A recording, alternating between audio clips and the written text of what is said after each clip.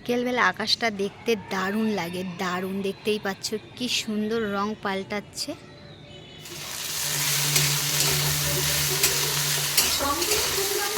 Welcome back my channel Rimi's diary. তোমরা সকলে কেমন আছো? আশা করি সকলেই খুব ভালো আছো, সুস্থ আছো। আর আমি চলে এসেছি আজকে ছাদে, কারণ ঘরে প্রচণ্ড গরম লাগছে আর একটু চুলও আশ্রাবো বলে তাই আমি চলে এসেছি ছাদে। আর দেখতেই পাচ্ছ আমার ছাদে কিছু গাছ রয়েছে, সেই গাছগুলো গরমে কিন্তু খুব শুকিয়ে গেছে, তাই সেই গাছগুলোতে একটু জল দিচ্ছি। তো জল দেওয়া হয়ে গেছে, কারণ পাতাগুলো প্রচণ্ড শুকিয়ে গেছে। এসে ভিডিও করার আগে কিন্তু গাছগুলোতে জল দিয়ে দিয়েছি, নাহলে গাছের পাতাগুলো এমন শুটকে গেছে দেখে কষ্ট লাগছিল, তাই আগে কিন্তু গাছে জল। এখানে বিকেলবেলার জন্য একটু টিফিন বানিয়ে নিচ্ছি। তো দেখতেই পাচ্ছ একটু বিকেলবেলা ছাকা তেলে একটু পরোটা করে নিচ্ছি। এখানে তো ছাকা তেলে পরোটাটা করলে অ্যাকচুয়ালি তাড়াতাড়ি হয়, তার জন্যই ছাকা তেলে পরোটা করছি। আর এখানে করে রেখেছি এই যে আলুর তরকারি করে রেখেছি, যেটা আমার ছেলের খুব প্রিয়। আর অফিস থেকে এসে এই খাবারটা দিলেও খুব খুশি হয়ে যাবে, তাই এটা করে নিচ্ছি। তো এখানে আমার দেখো সন্ধ্যা হয়ে গেছে, আর সন্ধ্যাবেলা সন্ধ্যে বাতি দেওয়ার জন্য চলে এসেছি ঠাকুরের জায়গায়।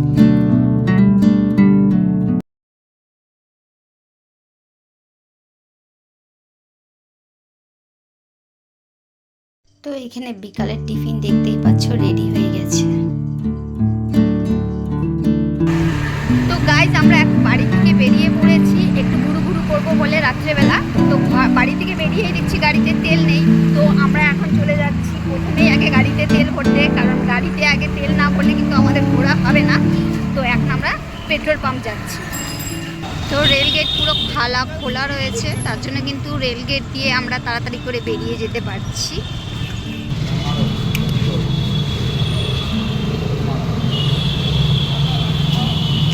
ফুল ট্যাঙ্কি।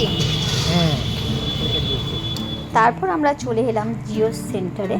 দেখতেই পাচ্ছ 2-3 দিন আগে আমি একটা সিম নিয়েছিলাম, তো সিমটার মধ্যে এত আননোন নাম্বার ফোন করছে, তাই কমপ্লেন করতে গেছি। আর কমপ্লেন করতে গিয়ে 1 ঘন্টা বসে থেকে যা হলো, তারা আমার সিমটাই লক করে দিয়েছে। তারপরে আমি কি করব, বাড়িতে এসে তারপরে আবার কাস্টমার কেয়ারে ফোন করে নিজেই আবার নিজের সিমটাকে খুললাম। বেকার আমার পুরো 1 ঘন্টা সময় ওখানেই নষ্ট করে চলে গেলাম। দোকান থেকে বেরিয়েই চলে গেলাম একটু শপিং করতে। কিনবো কি কিনবো না ভেবে ডিসাইড করতে পারছি না।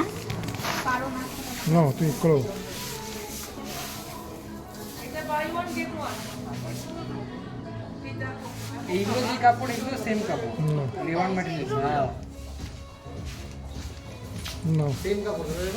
এগুলো কি একই রেঞ্জ আছে? এইগুলো অফারে আছে, ওইগুলো অফারে আছে। কেন? এটা কারণ কি? এটা কারণ হচ্ছে, এটা হচ্ছে অন্য একটা ব্র্যান্ড আছে, এই ব্র্যান্ডটা উঠে আছে আমাদের এখানে। এইটা সেখানে স্টকের উপরে অফার দিয়ে এই একটা রেট আছে, এই রেটটা সব রেট।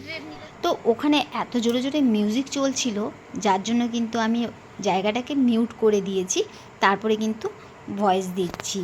আর এইখানে দোকানদার বলছে যে এখন আর আগে যেমন কুপন দিত, সেই কুপনটা পুরো টোটালি বন্ধ হয়ে গেছে, এখন এমনি অফারে সব কিছু পাওয়া যাবে।